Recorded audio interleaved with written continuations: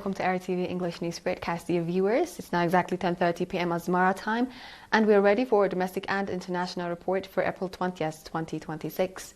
To begin with, I present you the top stories. Eye surgery performed on over 100 citizens in Areza subzone. Sports competition of Eritrean Naval Force concludes. Now international, Israel under fire over appointment of ambassador to Somaliland. And a 7.3 magnitude earthquake strikes off Japan's east coast. Welcome again. In our domestic news, cataract and eyelid surgery has been performed on 109 patients in Areza subzone. Dr. Asrat Woldegiorgis, coordinator of the program, said that during the week-long program, eye diagnosis has been carried out on 500 citizens and called on the public to properly treat their eyes and come to health facilities in case they experience eye complications. Dr. Asrat also said that the objective of the program was to enable citizens in remote areas have access to healthcare services and that the program was very successful to that regard. He also called on the patients to properly apply the prescribed medicines. Nurse Zarom Zamo, head of the Areza Community Hospital, said that the eye surgery is being performed for the second time after 2022 and has created satisfaction for the public in the subzone. The beneficiary patients expressed gratitude for the opportunity they were provided and called for the sustainability of the program. In another news, the sports competition of the Eritrean Naval Force that was underway for about 2 months concluded colorfully. The concluding event was attended by Mr. Kibrom Andemikael, Managing Director at the Northern Red Sea Region Administration, as well as senior army commanders and PFDJ officials. The sports competition that was conducted from 26 March to 18 April featured 11 types of sports. Noting the significance of the program in nurturing physical and psychological fitness of the youth, Lieutenant Colonel Ahmed Tuku, head of promotion and information of the Eritrean Navy, said that strong competitiveness has been demonstrated in the program. At the event, awards were handed out to winners of the various sports competitions and certificates of recognition to those who contributed for the successful implementation of the program.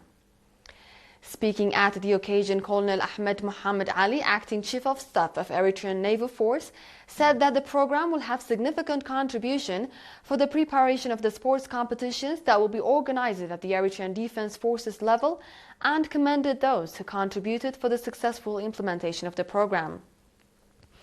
The event was highlighted by cultural and artistic performances by Aukan Cultural Troupe of the Eritrean Navy. Moving on, as part of the effort to ensure access to education for all, additional classrooms are being constructed in Girma administrative area in Shambuk subzone. The initiative is being taken in collaboration with the residents and members of the defense forces that are stationed in the area. Mr. Dawit Burhana, administrator of the area, said that the construction of the additional classrooms is being carried out with strong participation of the residents and members of the defense forces. Noting that the objective of the initiative is to create conducive atmosphere, the teaching and learning process, Mr. Filmon Mariam, director of the school, said that the program includes the construction of 5 classrooms and 3 for various purposes. The residents, on their part, indicating that the construction of additional classrooms will have significant contribution for their children to attend regular education in their vicinity, expressed readiness to strengthen participation. Meanwhile, in the Gashbarka region, the National Confederation of Eritrean Workers conducted various development programs from 17 to 19 April in connection with International Workers' Day under the theme Workers' Organization Motivator for Development. Mr. Qudus Misgina, head of projects of the Confederation, said that the program that included seminars, cycling competitions, as well as general knowledge competitions, was conducted in the subzones of Barentu, Agordet, Tassanei, as well as in Beisham. Noting that encouraging activities have been conducted in creating conducive and ensuring work atmosphere, ensuring the rights and safety of workers, as well as enhancing the understanding of employers on the rights and responsibilities of workers. Mr. Mabrahtu Ghazai, head of the Department of Labor at the Ministry of Labor and Social Welfare Branch, said that strong follow-up is being exerted to boost productivity of workers and in creating positive labor relations. Mr. Abdul Saleh, head of the National Confederation of Eritrean Workers Branch, called on workers to strengthen organizational capacity and boost production.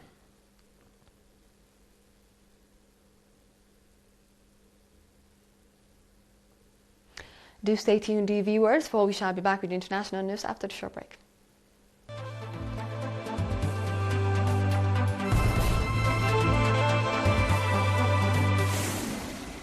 Welcome back.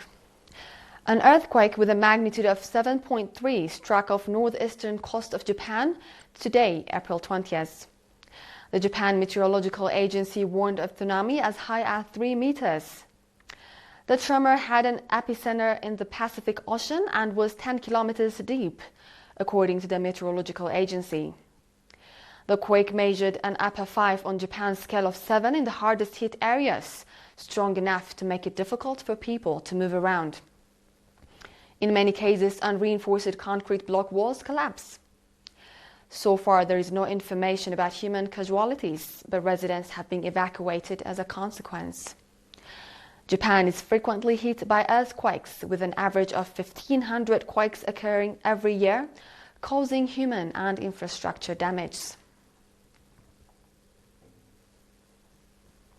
With this, we conclude our domestic and international report for this session, dear viewers. Now the top stories once more. Eye surgery performed on over 100 citizens in Areza subzone. Sports competition of Eritrean Naval Force concludes.